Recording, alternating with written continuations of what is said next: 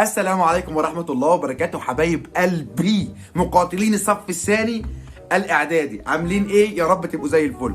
النهاردة يا جماعة هنعمل مراجعة جامدة جدا على الدرس الثاني جغرافيا. درس صغير جدا ولكن اتطلب مني كتير قوي قوي قوي قوي، فيلا يا باشا نراجعه مع بعض. ولكن قبل ما اتكلم نص كلمة، انزل دلوقتي اعمل لايك للفيديو واشترك في القناة وفعل الجرس عشان يوصل لك كل جديد. يلا بينا.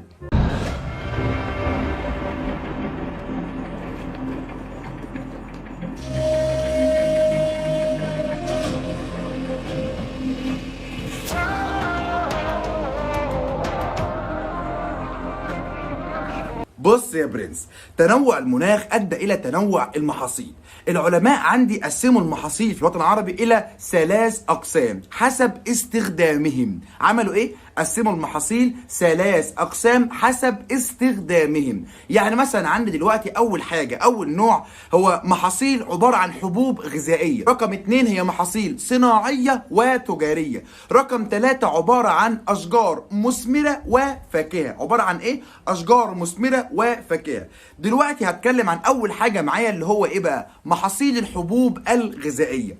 ركز معايا بقى، دي بيعتمد عليها الانسان في غذائه. احنا بناكل حبوب غذائيه، جميل جدا، وبتنتشر في جميع دول الوطن العربي. ولكن في دوله تعتبر اكبر الدول في انتاج الحبوب الغذائيه. دوله ايه بقى؟ طبعا دوله مصر، ام الدنيا مصر. ده سؤال بيجي لي في الامتحان. اكمل العبارات الاتيه. تعد دوله نقط اكبر الدول في انتاج الحبوب الغذائيه. اقول له ايه بقى؟ طبعا مصر ام الدنيا. طيب تعالى بقى نتكلم عن الحبوب الغذائيه اللي عندنا في المنهج. هتكلم عن حاجتين بس، القمح والارز. يعني هقارن دلوقتي بين حاجتين، القمح والارز. القمح ده محصول شتوي، اما الارز ده محصول صيفي.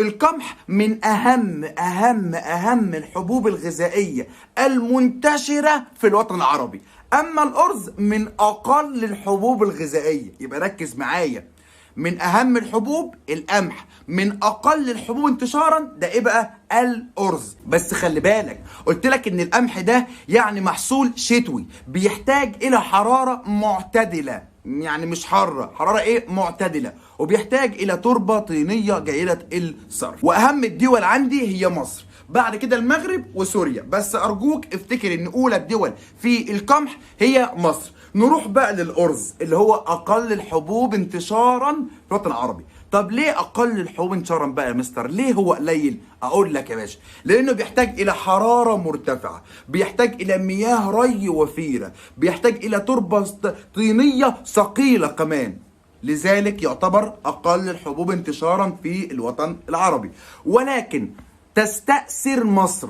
تستأثر يعني ايه؟ يعني تنفرد مصر بمعظم انتاج الوطن العربي من الارز. يبقى تستأثر دولة نقط بمعظم انتاج الارز. دولة ايه؟ مصر. طيب مصر دي بتزرع الارز ده فين؟ في شمال الدلتا. فين؟ في شمال الدلتا. وبالمناسبة دي اللي هتجيلك في الامتحان، تقوم مصر بزراعة الارز في نقط، ويديك 4 اختيارات ومنه وسطهم شمال الدلتا. هي دي الاجابه الصح. يبقى كده اولى الدول عندي في الارز قلنا مصر، تاني الدول بقى هتبقى العراق. كده خلصنا الحبوب الغذائيه. يلا نروح بقى على المحاصيل الصناعيه والتجاريه. في المحاصيل الصناعيه والتجاريه هتكلم عن حاجتين بس، القطن وقصب السكر. القطن وقصب السكر الاتنين دول يا جماعه محاصيل مداريه. مداريه يعني ايه؟ يعني صيفيه، يعني بيتزرعوا في فصل الصيف. ليه؟ بيحتاجوا الى حراره مرتفعه، بيحتاجوا الى مياه ري وفيره، بيحتاجوا الى تربه طينيه ثقيله. ده ايه وايه؟ القطن وقصب السكر.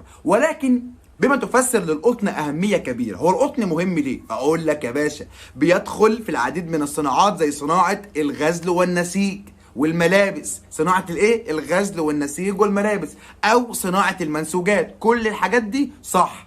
يبقى القطن ليه أهمية كبيرة. ليه؟ يدخل في صناعة الغزل والنسيج أو يعني المنسوجات. جميل جدا.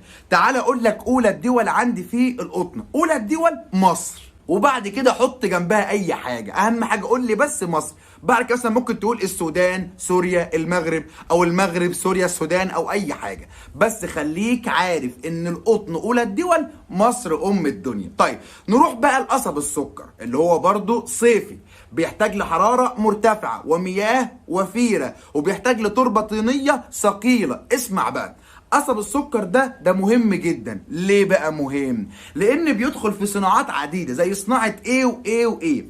اول حاجه السكر، تاني حاجه الورق، تالت حاجه الخشب.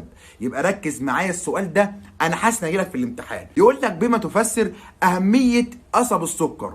هو قصب السكر ده مهم ليه؟ اقول لك بقى يا باشا، لانه يدخل في العديد من الصناعات مثل صناعه الورق، السكر، وكمان يا باشا بيدخل في صناعه الخشب.